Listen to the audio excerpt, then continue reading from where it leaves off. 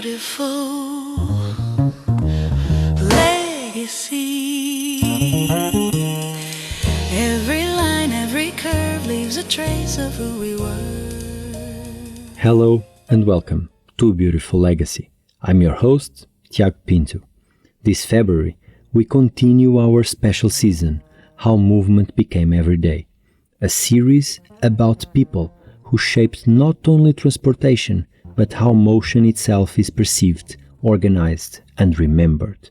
Not only through engines, not only through infrastructure, but through signs, systems, and perception. Because before movement is mechanical, it is visual.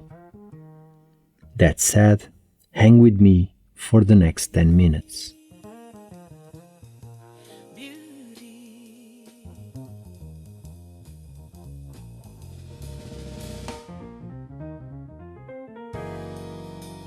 This episode is about Victor Vasarely and about the moment when motion stopped being only something machines did and became a visual language we all learn to read. We tend to associate movement with speed, sound, and force. But long before we feel motion, we see it. We read it in repetition, in contrast, in rhythm and distortion. Our eyes anticipate what our bodies will later experience. Victor Vasarely built his entire practice around this idea. Born in Hungary in 1906 and later working in France, Vasarely is often described as the father of optical art, yet this label understates his ambition. He was not interested in optical tricks. He was interested in perception as a system, how the eye travels across space, how the brain constructs depth and speed, how static form can generate the sensation of movement. For Vasarely, motion did not require engines, it required structure.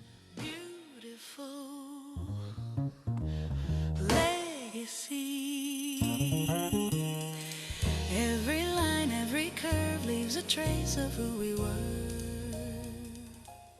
By the mid-20th century, everyday life was speeding up. Cities expanded, road networks multiplied, cars moved from luxury objects to mass infrastructure. Movement was no longer exceptional. It became continuous. Yet, visually, many brands still belonged to a slower era. Crests, shields, ornamental marks, identities designed to be contemplated, not processed at speed. Vasarely recognized the mismatch. If society now operates through flow, repetition, and systems, then visual language had to evolve as well. His response was radical clarity. Grids instead of ornaments, modules instead of symbols, contrast instead of decoration. His artworks vibrated, expanded, and compressed, not because they moved, but because they were designed to behave like movement.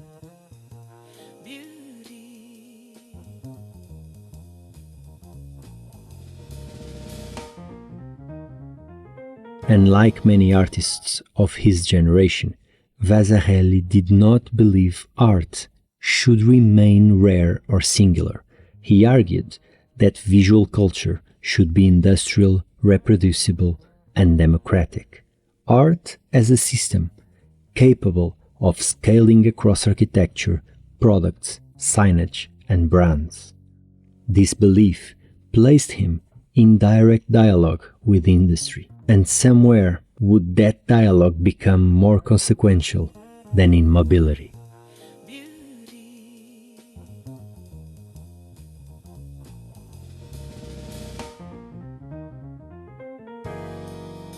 In the early 1970s, Renault faced a challenge common to many industrial brands.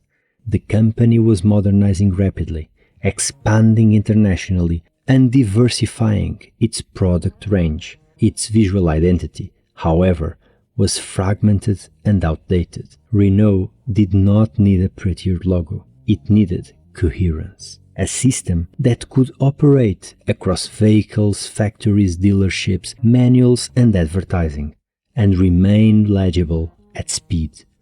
They turned to Vasarely. The identity introduced in 1972 was uncompromisingly modern. At its center stood a redesigned diamond, Renault's historical symbol, rebuilt through geometry, parallel lines, sharp angles, optical tension. The logo did not sit still. Its structure vibrated. Its form suggested expansion and compression. Its geometry implied motion even when printed on paper. This was not branding as ornament. It was branding as infrastructure.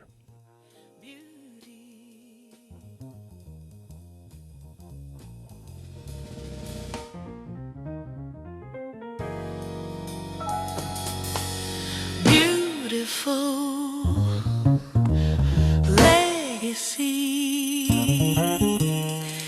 Every line, every curve leaves a trace of who we were. Vasarely extended the logic far beyond the logo. Typography, grids, signage, and applications all followed the same modular principle. Everything was designed to be processed quickly, reliably, and consistently. On a passing car, on a factory facade, on a motorway sign, seen for seconds. This was not storytelling, it was navigation.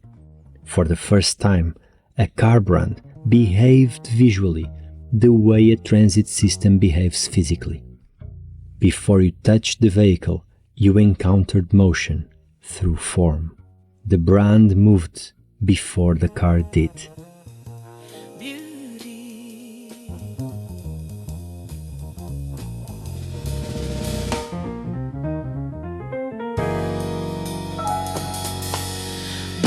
Beautiful legacy. Every line, every curve leaves a trace of who we were. Vasarely's contribution goes beyond Renault. He demonstrated that movement is not only mechanical, it is cognitive. We experience speed through repetition. We sense acceleration through distortion. We trust systems that remain coherent under pressure.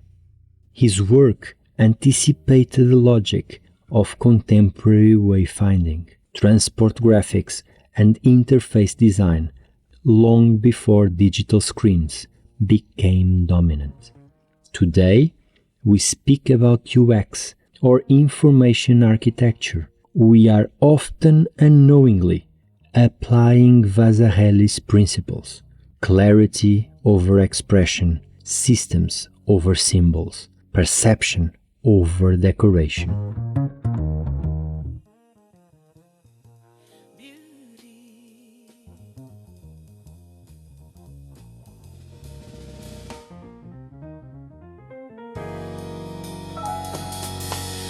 Beautiful legacy.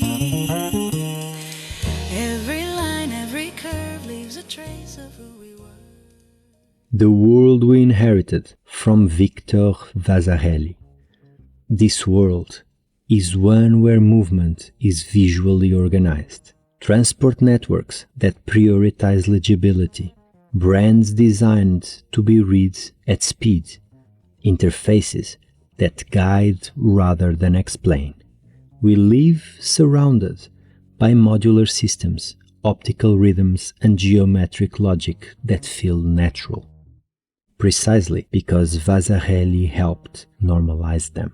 His work taught us that good design does not slow us down. It allows us to move faster with confidence. Motion today is not chaotic. It is structured, anticipated, and readable. That is Vasarely's invisible inheritance. Victor Vasarely passed away in 1997, but his work did not conclude. It dissolved into the systems that organize our daily movement. Every time we recognize direction instantly, every time a symbol remains clear at speed, every time a visual system holds together under pressure. Vasarely's true achievement was not a style, a logo, or an artwork. It was a shift in responsibility. He showed that designers do not merely decorate movement, they prepare people for it. That visual language is not passive, it actively shapes how safely, confidently, and intuitively we move through the world. By turning geometry into anticipation and perception into structure, Vasarely helped transform motion from chaos into something readable, trustworthy, and shared. He taught us that before we move mechanically, we must move visually, and that when perception is well designed, movement becomes humane. And that, truly, is a beautiful legacy. Beautiful legacy. Every line, every curve leaves a trace of who we were. You've been listening to A Beautiful Legacy. Throughout February, How Movement Became Everyday explores the people who transformed motion into culture, from typography and identity to speed, sound, and the environments that surround us. In the coming episodes, we look at figures such as Battista Pininfarina, John Hugenholtz, Jess Alexander, and others who shaped how movement looks, feels, and is remembered. If movement inspires you, follow the show and join me every Tuesday and Thursday. Until then, keep noticing the beauty people leave behind. Beautiful legacy. Every line, every curve leaves a trace of who we were. In the shape of a chair, in the light on a wall, someone's dream still stands tall. But